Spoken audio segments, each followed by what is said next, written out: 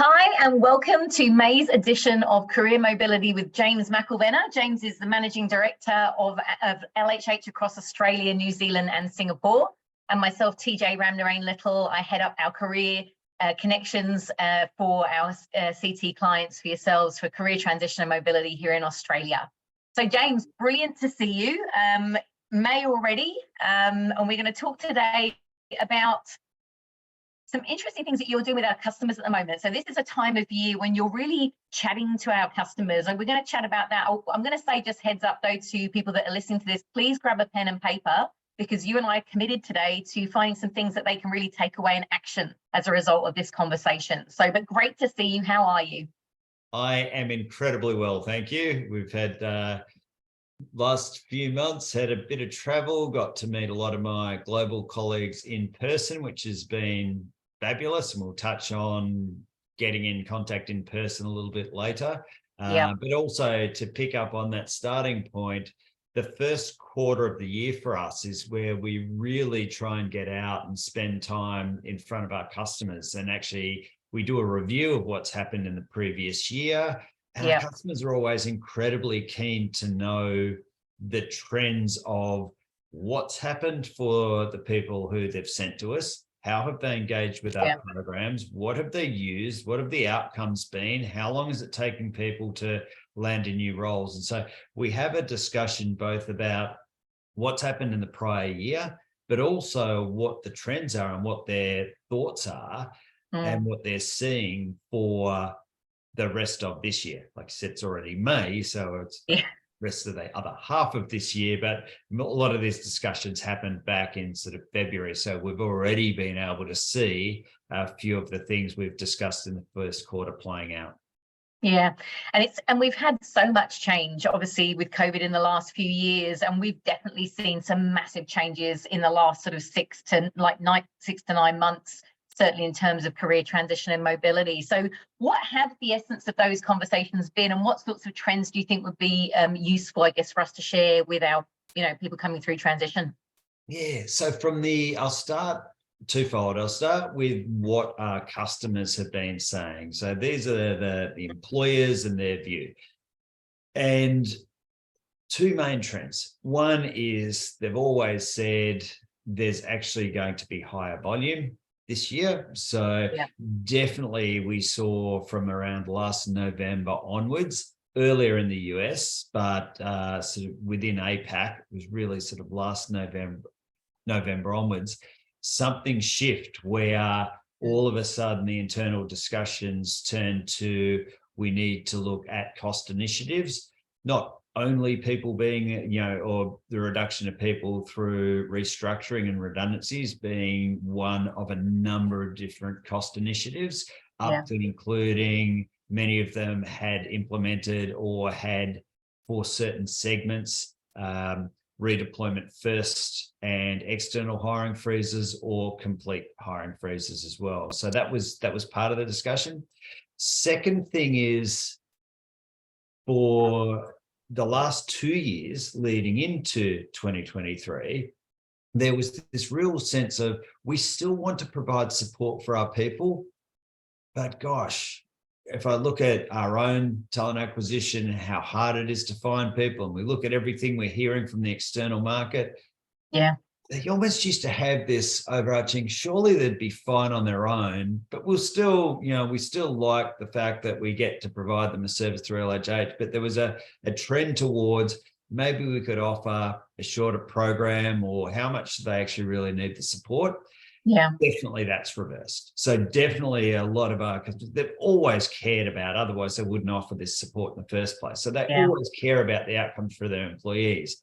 The shift has been, there's a more genuine concern from the employees, from the employers for their employees, that the job market is tougher. Do we need to do more? Are our program lengths right? Are we doing the right things prior to separation for our employees? A lot more discussion around what it is they can do and how they can provide appropriate levels of support. Yeah, I mean, there's definitely been a trend towards that sort of support for employees, and of course, when people are transitioning out, looking after people's well-being even beyond that sort of exit. So it's definitely something that we're committed to within the programs as well. So that's interesting to hear. Another thing that I know that you've been seeing also is that conversation around sort of, you know, what's happening with job seeking at the moment, how is it? And of course, it's something that's very close to my heart in terms of the sort of support that I'm providing through our team. Right now, we do know that there are a lot of people in transition. There have been lots of people sort of going through programs. But at the same time, the market, there are roles out there, but for some reason, it's sort of tougher for those things to happen. And, you know, you and I have been talking about the fact that there are long recruitment processes and things like that. Let's just talk a little bit about that, because I think that's kind of interesting for the current job market and what's going on there. What are you seeing there?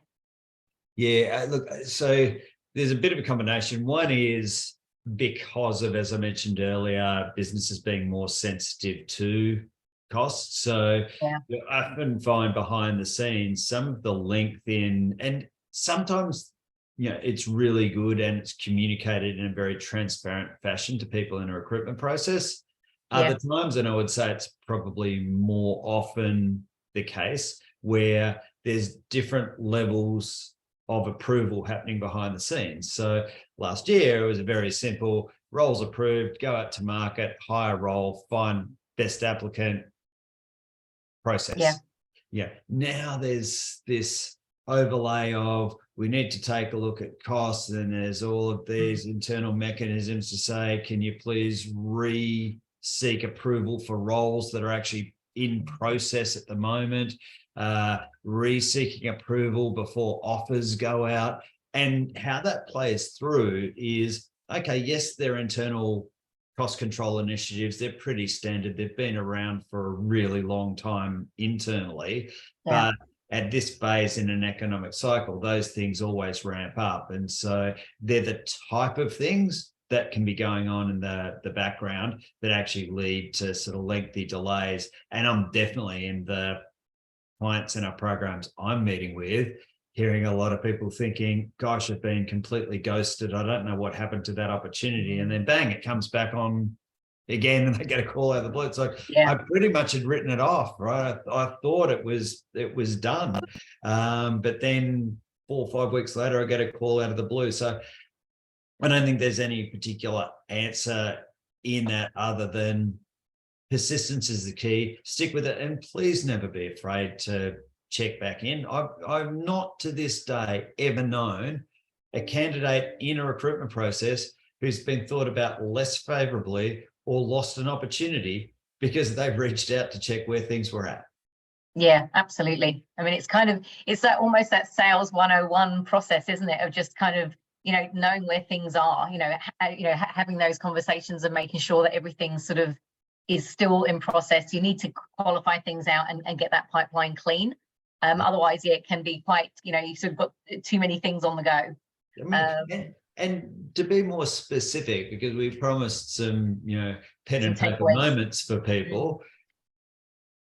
If someone has committed, I will get back to you, I'll have an answer to you on Monday, then the time to call is probably Tuesday morning. Not, they said Monday, I'll give it a few days, maybe I'll call on Friday this week. I'll give them the week. If they said Monday, they should commit to Monday. It's as simple as that. Because there's less certainty in some of these processes, people are actually more leaving it open. So what can be done if you're in the process? One is, if people are wrapping up, and any good interviewer should wrap up with a bit of a discussion around what to expect and next steps. Yeah. And if they're being really broad, we've still got a few extra people to speak to, and we'll let you know sometime in the next few weeks. It's totally fine to say, do you think you could be a bit more specific? Yep. Do you think you could be a bit more specific? I have multiple inquiries underway at the moment, which any good person on market should do, right? Is have multiple lines in the fire. They might be at very different stages of the process. They might not all be pending or expecting offer. They might be just as simple as, when I'm going out and doing my networking discussions, like, do I know how far in my head am I through a particular process? But it's totally okay to actually ask for more specifics, for one. Secondly is, if they have left it open, or if they don't commit to an answer, then I would say, as a rule of thumb, check in once a week to find out where things are. Because a lot of things can happen when you don't stay front of mind. I'm glad you brought up the sales analogy, TJ, because it's often a case of, particularly in earlier phases of the recruitment process, out of sight, out of mind. It's been a candidate short market. It still very much is a candidate short market. Don't let anything I say today give anyone the impression that it's still not a candidate short market, particularly not in segments. The thing that has changed is the amount of job vacancies being advertised, so down about 30% if you look at the Seek Job Ad Index, but unemployment's still low. Talent shortage is still a very real thing. So there is still opportunity out there. But if you're not front of mind, and there's a whole range of things going on for organizations and recruiters now, which make it a more complex environment, out of sight, out of mind. Yeah, no, I couldn't agree more. I think it's so important to stay sort of in connection with people. From a networking perspective, you just mentioned networking. I mean, we've spoken about it on a number of these sort of sessions, but it's something that's so fundamental to everything that we do in our roles when we're employed, but also in between when we're in transition. And it's so important to continue to just really build relationships and have conversations with people. One of the important conversations people have in transition is with recruiters, and recruiters have a really wonderful feel for the market, but again, it's not about taking it personally if they don't have the time to have individual conversations or lengthy conversations with you, but picking up on that information and certainly learning from as much information. There's a lot of blogs out there as well. There are a lot of podcasts as well, which talk about a lot of these things. So really kind of getting involved in that content and understanding what's happening, really, really important. On that note, we're about to publish next week. Our next job bulletin is coming out as well. So, making sure that you're reading those things. There's some great articles in this one coming up as well for May. Just keeping abreast of what's happening out there in the market is so important, and will give you great information, but also means you're having relevant conversations and you've got great things to take to people when you're speaking to them, whether that be in person at networking events or on LinkedIn, which we know is a great place to network. Yeah, look, absolutely. And I think, just to pick up on that and enhance what you just said with some of my experience just recently, because I get involved in a lot of discussions where people come to network, as well as continuing, even when I'm not looking for roles at all, continuing to network, right, through industry functions, etc. But two things really struck from what you just said. One is, having a point of view versus starting with an open question is so incredibly important. Yeah. Whether it's job bulletin, however you find it, like having a point of view starts into a discussion. Now, whether it's an aligned point of view, whether it's like healthy debate, doesn't really matter. You're someone with an interesting perspective, which opens up the door to actually have a conversation quite quickly that moves beyond just pleasantries. Yeah. The second thing is that networking now, more so, and a tip of my hat to anyone who would use networking effectively through COVID when no one was catching up in person, get the mix right. So like you said, LinkedIn's an incredibly powerful tool. We've spoken many times around being active and being seen to be active. Getting involved with a like's good. Getting involved with a comment is 1,000 times better. Starting an active discussion is even better again. You exponentially move up around how you are perceived with your level of interactivity. But remember that now in-person meetings are back, and they're back in a big way. And you can go in, and you're going to Melbourne, and I'm going to Sydney. I've just been to Brisbane last week. You're in the middle of the week, there's a hum again, people are meeting, people are catching up. So if you have relied on and you've built a really good virtual game for networking, congratulations. Like, that's great. Just don't forget the value of going in. Yes, it's a little bit more painful. Yes, you got to deal with public transport again, or drive in and pay extortionate rates for parking. But the benefit and value you get from that in-person meeting is well and truly worth it. Look, it's so true. In fact, I can literally say this week for myself, I've had a number of in-person meetings, and I guess what I would say is it's enlivening. Like it kind of gets you, there's an energy that you exchange with a human being when you're with them in person, and there's nothing quite like, you can't replicate it even in a Zoom meeting or anything like that. It's, you know, it's just very, very different. So I'm with you, James. I think it's really important to get out there. I also, of course, believe you can do really productive and effective networking to sort of get those wheels turning on things like LinkedIn. So like, you know, as you say, use the mix, pepper in the kind of, you know, getting to see people in person, because it will make you feel good. And if you feel good, you'll come across well, whether it be, you know, in these kind of virtual meetings or whether it's actually face to face. So it's going to benefit you no matter what in your interviews. Yeah, couldn't agree more. Another thing that comes up as well, and we're very hot on, and really, I think it really helps me when I'm helping people, is that marketing plan, making sure that people have really thought about who do they want to work with, what culture, what teams, you know, what does that look like? One of the things that I found really helpful this week in meeting with someone who's in transition is actually looking at their marketing plan and actually looking at, well, who have you been talking to? Who have you spoken to that you've now crossed off your list? So I can kind of go, okay, not that type of company, but this type of company, because it really is kind of, it really helps to see the thought process that the individual has gone through. So, you know, my guidance here is absolutely make sure that you're working on your marketing plan. Make sure it's a work in progress document as well. It's never completely done until you're landing in the role that you're looking for.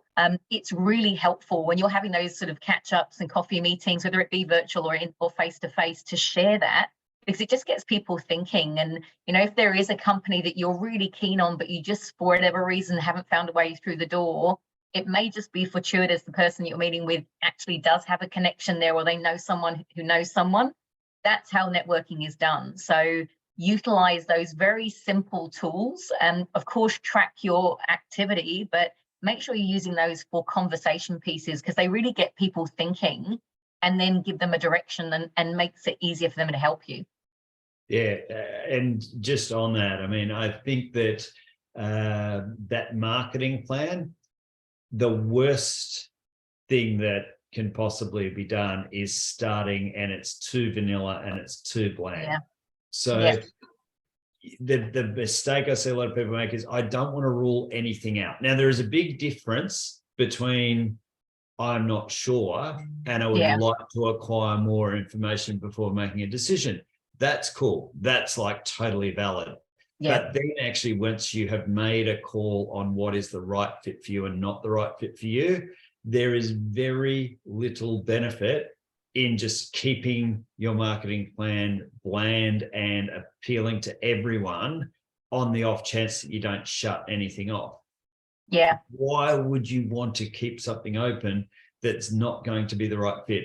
All it is going to do is take time away that could be invested into something that is the next great thing for you, the next great career move. That's the beauty about actually being able to be in career transition, get the support of your career coach, the assets we have available, or people like yourself, TJ. And if people are not making the most of that opportunity, it's disappointing, you know, slightly disappointing to me. It should be even more disappointing to them, because it is, and that doesn't feel like it on the day most people get notified. But the one thing that always keeps me coming back to my job with a smile on my face is the number of discussions I have around people who say, I got the most of that process. It was truly transformative. When else am I ever going to get that exposure again, where I get someone coaching me, I get access to actively introduced to jobs, I get insights on, for a lot of people, putting together a CV for the first time in 15 years because they've just moved internally. They never even thought about the importance of something like a marketing plan. So look, absolutely understandable that people don't know exactly what they want to do, but the second you do, be as specific as you can, as fast as you can, and you will get the best result. Yeah, it's an interesting point, actually. And I mean, it's something also people shy away from a little bit in business, is that idea of niching and kind of like knowing what you want.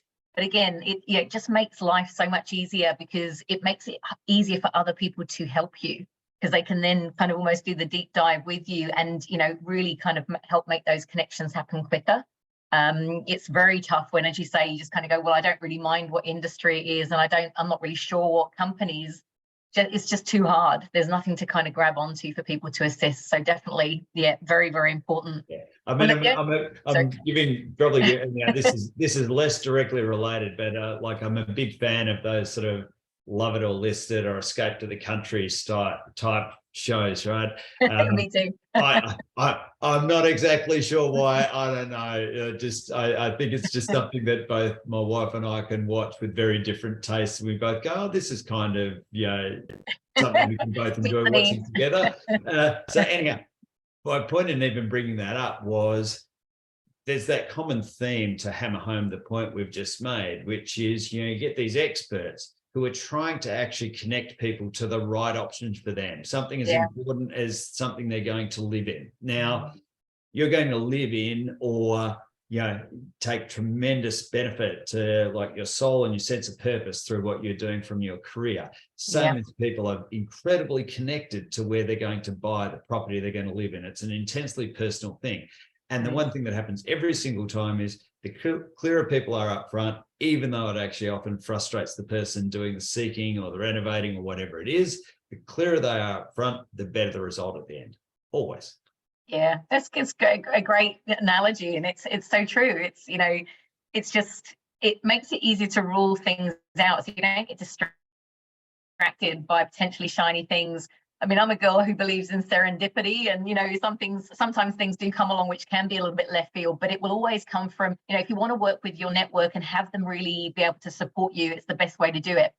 One of the other things I wanted to share today, given that we want to give things that you can take away in action, if you're not already part of the LinkedIn group, the Talent in Transition group, an alumni group for LHH, please do join. We'll make sure that the link is put with this, certainly in the group itself, but also in the job bulletin, because that is a brilliant place to get information, to share information, to network with other people who are in career transition, and to really immerse yourself in a whole world of information, job opportunities, all sorts of different things that are going to be valid for you.